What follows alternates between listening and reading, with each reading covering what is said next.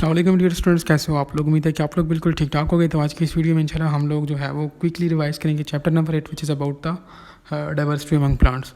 तो बगैर time waste किए हुए हम लोग अपनी वीडियो की तरफ चलते हैं। तो इसमें फर्स्ट ऑफ ऑल हमारे पास जो पहला टॉपिक आता है उसमें हमारे पास एवोल्यूशनरी ओरिजिन ऑफ प्लांट्स है। इसमें ऐसा कुछ भी नहीं है इंपॉर्टेंट, ठीक है। दूसरा हमारे पास इसमें फाइलेटिक लिंकेज है। इसमें डिफरेंट स्पीशीज़ की उन्होंने बताया उनकी लाइक नंबर्स। तो इसमें जस्ट आप प्लांट्स का याद रखो, एनिमल्स का याद रखो और जिम्नोस्पर्म्स का याद रखो कि उनकी 700 स्पीशीज़ होती हैं, ठीक है। एनिमल्स की 2 मिलियन और प्लांट्स की 0.5 मिलियन। जस्ट ये 3 याद रखो और बाकियों को छोड़ दें। नेक्स्ट हमारे पास डायग्नोस्टिक फीचर्स ऑफ प्लांट्स। इसमें उसने बोला कि हायर प्लांट्स कहते हैं कि इंडिपेंडेंट स्पोरोफाइट्स होते हैं और differentiated into root, stem, leaves and vascular bundles. बाकी इसमें भी ऐसा और कुछ भी नहीं है। ये वही कॉमन चीज़ है जो हम लोग कॉमनली यूज़ करते हैं। जिस तरह की आप सबको लोग को पता है कि प्लांट्स की जो सेल वाल होती है इसमें सेलुलोज होता है और वो उसमें क्लोरोफिल भी होता है और वो इस वजह से जो है वो फोटोसिंथेसिस का प्रोसेस हो रहा होता है। तो ये वो कॉमन चीज़ है, वही लिखी हुई है, ठीक है। यहाँ से ऐसा कोई MCQ पॉइंट नहीं है। तो फ़ौरन से हम लोग नेक्स्ट प्रोसीड करते हैं। यहाँ पर नेक्स्ट टॉपिक है evolution of alternation of generation. इसमें भी ऐसा कुछ नहीं है। नीचे ये अल्टरनेशन ऑफ जनरेशन का ये जो बना हुआ है फ्लो डायग्राम सी, तो इसमें जस्ट आपने ये देखना है कि हम लोग जो है वो प्लांट्स के केस में एग्स को जो है वो आर्चिगोनियम कहते हैं, आर्चिगोनिया कहते हैं और स्पर्म को एंथ्रीडिया कहते हैं। ऐसा है इसमें और कुछ भी नहीं है। समटाइम्स वो आपको सीक्वेंस का पूछ सकते थे, आपको जस्ट पता हो कि हमारे पास जो है वो एग एंड स्पर्म मिलकर ज़ाइगोट बनाते हैं। ज़ाइगोट आगे उसकी माइटोसिस होती है तो स्पोरोफाइट बनता है। स्पोरोफाइट आगे जाके स्पोरोसाइट बनाता है और स्पोरोसाइट आगे जाके सिर्फ स्पोर बनाता है और स्पोर पर जाके आगे मीटोफाइट्स बनाते हैं। जस्ट ये सीक्वेंस आप लोग कम से कम ज़हन में रख लें तो this is more than enough. बाकी इसमें भी ऐसा कोई MCQ पॉइंट नहीं है। अब यहाँ पर नीचे जो है वो उसने ब्रायोफाइट्स और क्रिप्टो जेम्स की जो है वो को डिफ्रेंशिएट किया। कहते हैं कि ब्रायोफाइट्स में हमारे पास वस्कुलर सिस्टम नहीं होता, जबकि क्रिप्टो जेम्स में हमारे पास वस्कुलर सिस्टम प्रेजेंट होता है। ब्रायोफाइट में हमारे पास जो गेमिटोफाइट्स होते हैं वो डोमिनेंट होते हैं और जो क्रिप्टो जेम्स हैं इसमें हमारे पास स्पोरोफाइट्स डोमिनेंट हैं। जो ब्रायोफाइट्स हैं इनको लोअर प्लांट्स भी कहते हैं, जो क्रिप्टोजेंस हैं इनको हायर प्लांट्स कहते हैं। जो ब्रायोफाइट्स हैं उनमें हमारे पास जो बॉडी होती है उनकी वो थैलस लाइक होती है और जो क्रिप्टोजेंस हैं हमारे पास रूट, स्टेम, लीव्स और ये चीज़ें आ जाती हैं। कहते हैं कि ब्रायोफाइट्स में हमारे पास जो क्लोरोफिल होती है वो गेमिटो फिल्स और इसमें स्पोरोफाइट। और नेक्स्ट यहाँ पर अगर हम लोग देखें एल्जीज, माउसेस, लाइव बर्ड्स, ये ब्रायोफाइट्स की एग्जांपल हैं। और लाइकोपोडियम, स्लेजिनेला, फर्न्स, जेम, एंजियो, ये सारे हमारे पास क्रिप्टोजेम्स की जो है वो एग्जांपल्स हैं। इस टेबल की आप लोग या तो स्क्रीनशॉट ले लें या अपने पास नोट कर लें, MCQs में आ सकता है। नेक्स्ट अगर हम लोग बात करें लाइफ साइकिल ऑफ मोसेस, तो इसमें जैसे आप लोग जहन में रखें कि ये लाइक वेरी स्मॉल होते हैं और इनका जो साइज़ होता है वो 2.7 सेंटीमीटर होता है। और सेकंड थिंग इसमें याद रखें कि हमारे पास जो फुनेरिया होता है ये मोनोशियस है और जो पॉलीट्रिकियम है वो डाइशियस है। बस ये 3 चीज़ें लास्ट में आपके जहन में होनी चाहिए। अब लास्ट में हमारे पास जो है वो कुछ लाइफ एडोप्टेशन आ जाती हैं या लैंड हैबिटेट्स आ जाते हैं इनके। तो ये आपको जस्ट इनकी हेडिंग्स का पता हो। मल्टीसेलुलर प्लांट बॉडी होती है, absorption of carbon dioxide, absorption of water, heterogamy, protection of the reproductive cells, embryo formation, alternation of generation. बस ये भी आपको पता होता है, this is more than enough. इसमें अलावा और इसमें MCQ पॉइंट इसमें कुछ भी नहीं है जस्ट, लेकिन फिर भी आपको ये कम से कम हेडिंग्स याद हो। आपसे पूछ सकते हैं कि हमारे पास all of the followings are related to land adaptations of plants except, तो इस तरह से MCQ आ सकता है, ठीक है। बाकी इसमें ऐसा कुछ नहीं है। ये नीचे जो फ्लो शीट बनी है ये फ्लो चार्ट ये वही है जो हम लोग पीछे एक्सप्लेन करके आए हैं। जस्ट आपको पता हो कि हमारे पास एग को क्या कहते हैं और स्पर्म को क्या कहते हैं, ठीक है। अब बाकी इसके अलावा हमारे पास जो है वो किंगडम प्लांटी पर हम लोग आते हैं। तो इसको उन्होंने 2 पार्ट्स में जो है वो कैटेगराइज किया है। एक हमारे पास ब्रायोफाइट है और दूसरा ट्रिक्यूफाइट्स है। सबसे पहले हम लोग ब्रायोफाइट्स को देख लेते हैं। इसमें first of all most important जो चीज़ है वो आपको पता हो कि ये जो ब्रायोफाइट्स होता है ये नॉन वस्कुलर प्लांट्स होते हैं। Tracheophytes are vascular plants and bryophytes are non vascular plant. बाकी इसमें ऐसा और कुछ भी नहीं है। अब ब्रायोफाइट्स की क्लासिफिकेशन पर आते हैं तो हमारे पास इसमें इसको 3 कैटेगरीज में जो उन्होंने डिवाइड किया है। First one is the Hepaticopsida, दूसरी है ब्रायोप्सिडा एंड तीसरी है एंथ्रोसाइड।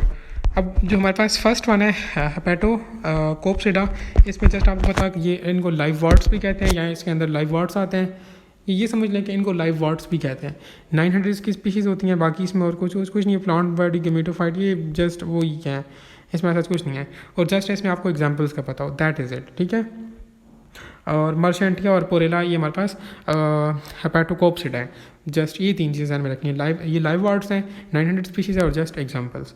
दूसरी हमारे पास जो है इसकी क्लासिफिकेशन वो ब्रायोप्सिडा की है। इसमें भी ऐसा और कुछ नहीं है, इसमें जस्ट आपको एग्जांपल्स का पता हो। फनेरिया एंड पोलीट्रिकियम हमारे पास जो है वो ये ब्रायोप्सिडा है।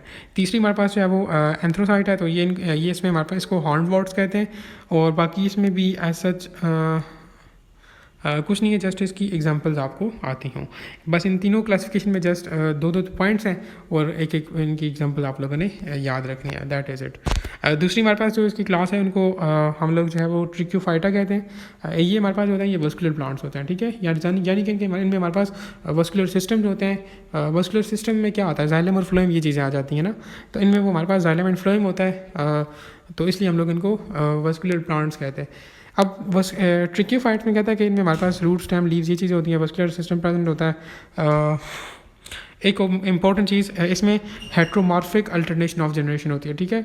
हेट्रोमॉर्फिक अल्टरनेशन ऑफ जनरेशन, आपसे क्वेश्चन कर सकता है कि हेट्रोमॉर्फिक अल्टरनेशन ऑफ जनरेशन हमारे पास किस में पाई जाती है, तो ट्रिक्योफाइट्स में पाई जाती है। ट्रिक्योफाइट्स में हेट्रोमॉर्फिक अल्टरनेशन ऑफ जनरेशन जो है वो पाई जाती है। अब मैं एक ही चीज़ को दो लाइक उलट और सीधी और उलट करके इसलिए कहता हूँ क्योंकि समटाइम्स लाइक वो बहुत घुमा फिरा कर देते हैं, तो ये उसके लिए मोस्ट इंपॉर्टेंट होता है, ठीक है। अब लाजमी है कि हम लोग ये देखें कि यार ट्रिक्योफाइट्स में हेट्रोमॉर्फिक अल्टरनेशन ऑफ जनरेशन होती है, बस ये हम लोग बोल के छोड़ दें। लेकिन समटाइम वो आपसे ये भी पूछता है कि हेट्रोमॉर्फिक अल्टरनेशन ऑफ जनरेशन में किस में होती है, ट्रिक्योफाइट में या ब्रायोफाइट में। या सम टाइम आपको स्टेटमेंट में देता है, कहता है कि ट्रिक्योफाइट में हमारे पास किस तरह की अल्टरनेशन ऑफ जनरेशन होती है। तो लाइक एमसीक्यू को आप लोग उलट और सीधा करके भी उसको एक मरतबा देखा करें, सो डैट एग्जाम में आपको ज़्यादा सोचना ना पड़े, ठीक है। ये मोस्ट इंपॉर्टेंट चीज़ है। बाकी यहाँ पर जो है वो कुछ भी नहीं है, ये वही कॉमन चीज़ है जो हम लोग आगे जाकर देखेंगे, ठीक है। फर्स्ट ऑफ ऑल मैं आपको फिर बताते चलूँ, इसमें हमारे पास एक ब्रायोफाइट्स हैं और एक ट्रिक्योफाइट्स हैं। ब्रायोफाइट्स हमारे पास चाहे वो नॉन वस्कुलर प्लांट्स हैं और जो ट्रिक्योफाइट्स हैं वो वस्कुलर प्लांट्स हैं। क्यों वस्कुलर प्लांट्स हैं, क्योंकि उनके पास वस्कुलर बंडल्स, वस्कुलर टिश्यूज़ ये चीज़ें होती हैं। अब ब्रायोफाइट्स को हम लोगों ने 3 हिस्सों में डिवाइड किया है, हेपेटोकोप्सिडा, ब्रायोप्सिडा और एंथ्रोसाइट्स। अब हेपोप्सिडा में मैंने आपको बताया कि ये लाइव फाइट्स हैं, 900 स्पीशीज और 2 एग्जांपल्स है, बस ये ध्यान रखना है। ब्रायोप्सिडा में जस्ट 2 एग्जांपल है, ये आप लोगों ने देखना है, फनेरिया एंड पोलीट्रिकियम। और जो एंथ्रोसाइट्स है इसमें भी जस्ट एक एग्जांपल है और इसे हॉर्नवार्ड्स भी कहते हैं, जस्ट दैट इज़ इट। और जो ट्रिक्योफाइट्स हैं इसमें ये आपने देखना है कि इसमें रूट स्टेम ये चीज़ें सारी चीज़ें होती हैं, वस्कुलर बंडल्स या वस्कुलर सिस्टम प्रेजेंट होता है। बाकी इसमें हम हेट्रोमॉर्फिक अल्टरनेशन ऑफ जनरेशन होती है, दैट इज़ इट। क्लासिफिकेशन की बात करें तो इसको उन्होंने जो है वो डिफरेंट जो है वो तरीके से क्लासीफाई किए। फर्स्ट हमारे पास जो इसकी क्लासिफिकेशन है वो है साइलोप्सिडा, ठीक है, जिसको साइलोफाइटा भी कहते हैं। इसमें हमारे पास विस्क, फर्न, रूटलेस, ये रूटलेस होते हैं और लीफलेस होते हैं, ये आपको पता हो। और earliest group of vascular plants हैं ये, दैट इज़ इट, ठीक है। 2 चीज़ें होगी और तीसरी एग्जांपल्स। पहली बात ये रूटलेस हैं, लीफलेस हैं। दूसरी चीज़ ये earliest groups of vascular plants हैं। तीसरी एग्जांपल्स। अब क्वेश्चन आ सकता है कि which one of the following is the earliest group of vascular plants, तो वो साइलोप्सिडा है, ठीक है। तो ये आपको पता हो।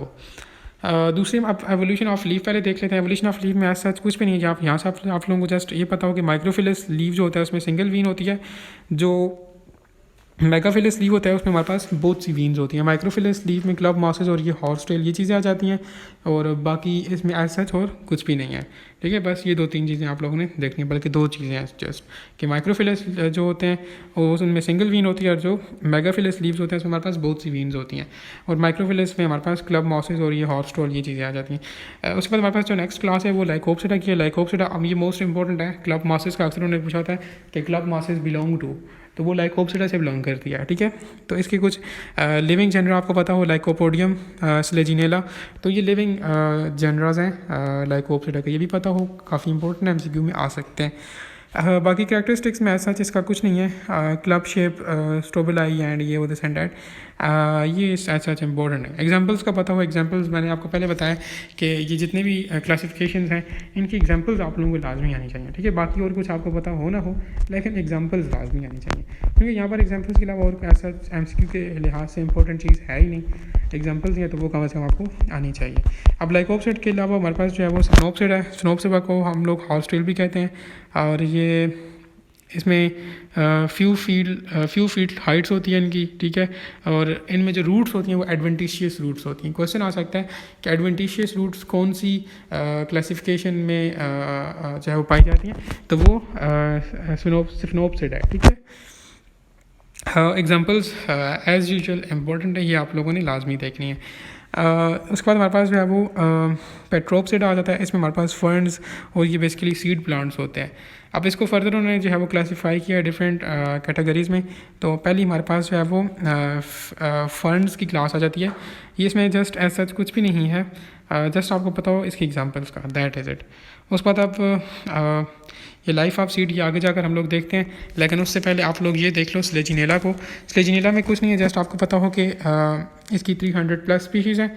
एंड इसमें हमारे पास जो है वो ऐसे लाइक प्लांट्स होते हैं जिसमें हमारे पास नीचे वाली तरफ प्लांट्स जिसके लोअर पार्ट में हमारे पास लीव्स का जो साइज होता है वो लार्जर होता है, और जो हम लोग ऊपर की तरफ जाते हैं तो वो स्मॉल होते जाते हैं, दैट इज़ इट।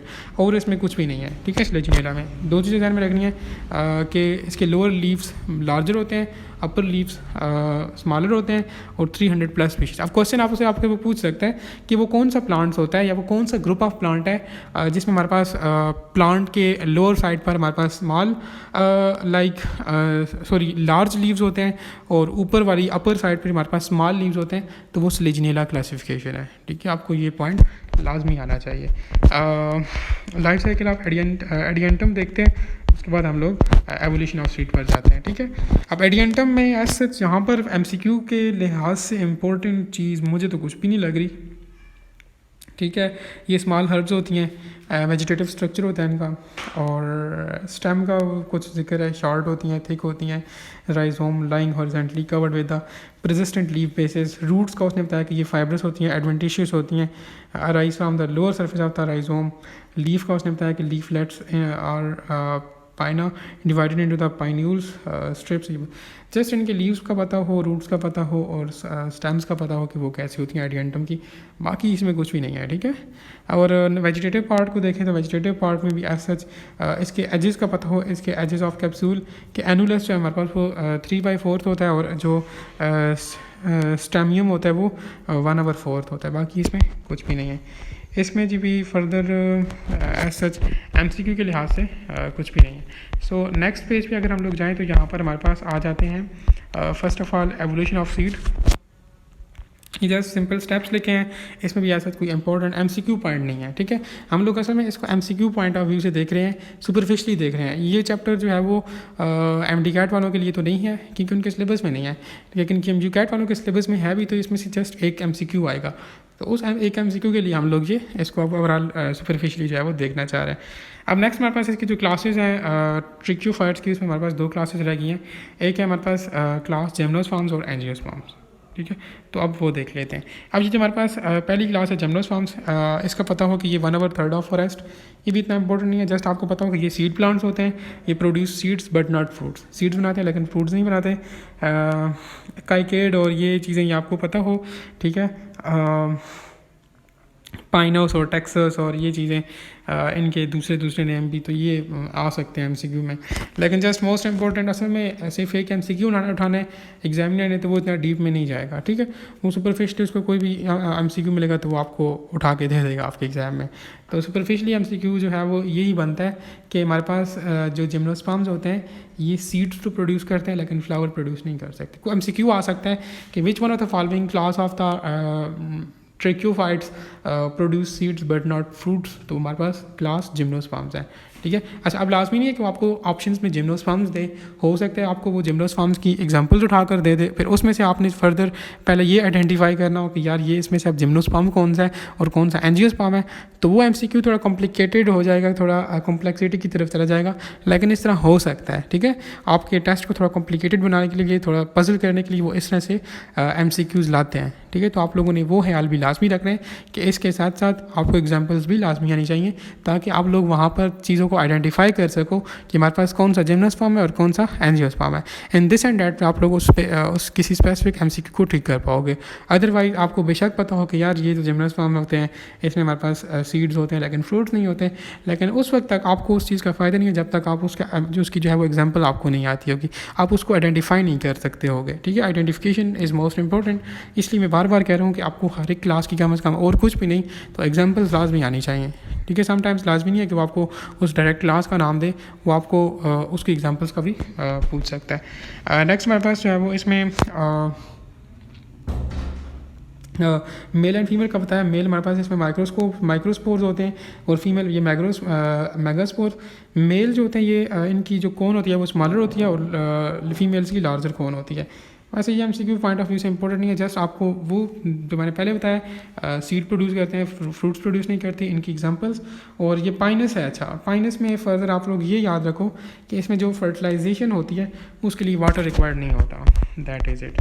नेक्स्ट हमारे पास एंजियोस्पर्म्स है। एंजियोस्पर्म्स का लाइफ साइकिल में इसने लिखा है, इसमें आप लोगों को जस्ट ये पता हो कि हमारे पास यहाँ पे डबल फर्टिलाइजेशन होती है। क्वेश्चन आ सकता है कि कौन सी क्लास ऑफ ट्रिक्योफाइट में हमारे पास डबल फर्टिलाइजेशन होती है, तो ये आपको पता हो। ठीक है, यहाँ से असल में इस तरह के एमसीक्यूज भी आ सकते हैं कि all of the following statement are true regarding the class angiosperm except. तो ये एमसीक्यू कंफ्यूजिंग भी होते हैं और इसको थोड़ा आइडेंटिफाई करेक्ट ऑप्शन को ढूंढना वो थोड़ा लाइक डिफ़िकल्ट होता है थोड़ा। असल में उसके लिए सारी चीज़ों बंदे को पूरा वो कॉन्सेप्ट खंगोलना पड़ता है, तब जाकर वो बंदा उस एमसीक्यू को स्पेसिफिकली सॉल्व कर सकता है। तो उसके लिए आप लोग कोशिश करो कि मेन चीज़ तो ये डबल फर्टिलाइजेशन या बाकी आप लोग पढ़ सकते हो, इसमें ऐसा और कुछ भी नहीं है। फर्दर हम लोग इसमें देखते हैं यहाँ पर मोनोकॉट एंड डाइकॉट में डिफरेंस है। ये वही डिफरेंस है जो आप लोग एफएससी लेवल पर जो है वो पढ़ कर आए हो। आप लोग इसकी स्क्रीनशॉट भी ले सकते हो, आ सकते हैं, ये इंपॉर्टेंट टॉपिक है। ठीक है, थोड़ा एक्सप्लेन कर लेते हैं। हमारे पास जो मोनोकॉट होता है इसमें एम्ब्रियोसैक बियर 2 कैटिलेंडन्स, लेकिन मोनोकॉट में 1 कैटिलेंडन्स होता है। अब देखें नाम से इंडिकेटर है, डाई में 2, मोनो में सिंगल।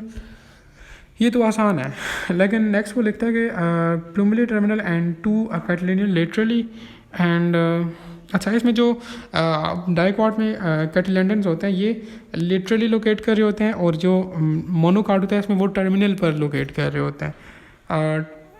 टैप रूट जो डाइकॉट होता है इसमें हमारे पास टैप रूट होती है, जो मोनोकॉट होती है इसमें हमारे पास एडवेंशियस रूट होती है।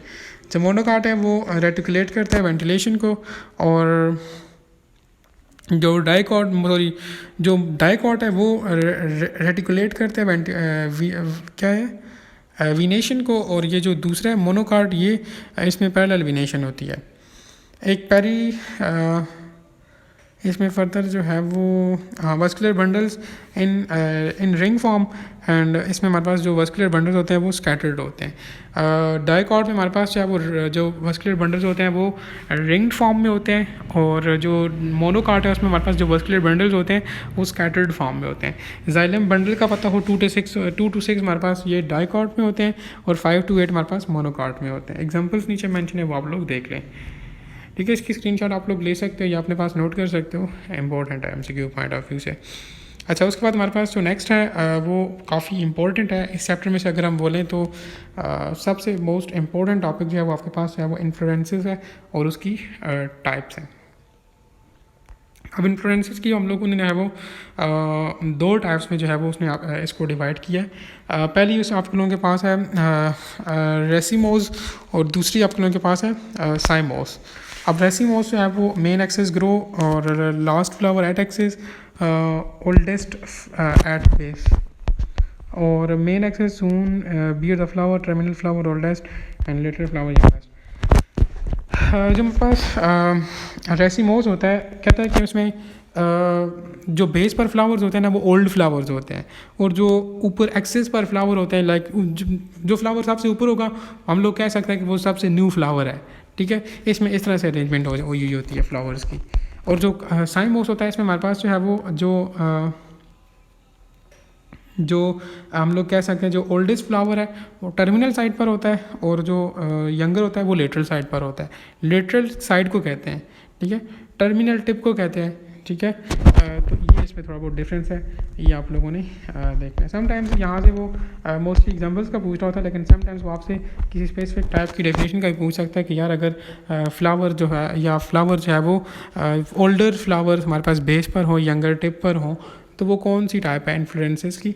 तो वो ये फर्स्ट वाली टाइप है जिसको हम लोगों ने कहा था कि रेसिमोस, ठीक है। अब रेसिमोस को फर्दर उसने जो है वो 1 2 3 4 5 6 7 उसमें डिवाइड किया क्लासेस में, तो वो देख लेते हैं। अब कुछ टिपिकल रेसीम होते हैं, रेसीम में पता नहीं क्या है, रेसिमोस है। इसमें हमारे पास जो है वो main axis is elongated bear literally a number of flowers. अच्छा, जस्ट यहाँ से आप इसकी एग्जांपल को याद रखें, ठीक है। The spike main axis is elongated flower sessile and बस इसमें एग्जांपल्स आप लोग देखें, ठीक है। बाकी इसमें ऐसा देखने की ज़रूरत नहीं है। अब क्वेश्चन आ सकता है, अब देखें ये कैटकिन है, कहते हैं कि यूजली बेयर ओनली पिस्टोलेट और स्टाइमिनेट फ्लावर्स। अब समटाइम्स आ जाती हैं डेफिनेशन भी, लेकिन मोस्टली जो है वो एग्जांपल्स का पूछ सकते हैं आपसे। वो कह सकते हैं कि मेलबरी एंड विलो में हमारे पास को इन्फ्लुएंसेस की कौन सी टाइप है, तो ये आप बोलेंगे कि इट इज़ अ कैक्टन, ठीक है। ग्रेप्स का अक्सर उन्होंने पूछा होता है, तो जस्ट ये आप लोग ध्यान रखें कि कौन से प्लांट्स में कौन सी इन्फ्लुएंसेस पाई जाती है, ठीक है। बाकी इसमें देखिए ग्रेप्स एंड मैंगोज का उसने पूछा है, और का आपको बताऊँ कि ये पेनिकल इसमें इन्फ्लुएंसेस पाई जाती है, ठीक है। वेलबरीज एंड विलो में कैक्टन और पेनिकल में ग्रेप्स एंड मैंगोज। अच्छा, पास पेपर्स के हवाले से अगर हम लोग जस्ट इसको देखें तो आप लोग इसमें जस्ट ये कैक्टन वाली याद रख लो, पेनिकल वाली, grapes and mangoes. Pass paper में आपने काफ़ी बल्कि आपने जो प्रैक्टिस टेस्ट सॉल्व किए होंगे उसमें भी मैंने ये दिया था। तो सनफ्लावर का याद रख लो, कैपिटुलम होता है सनफ्लावर में। अच्छा, दूसरी इसकी जो टाइप है साइमोस, उसको फर्दर उन्होंने 3 हिस्सों में डिवाइड किया है।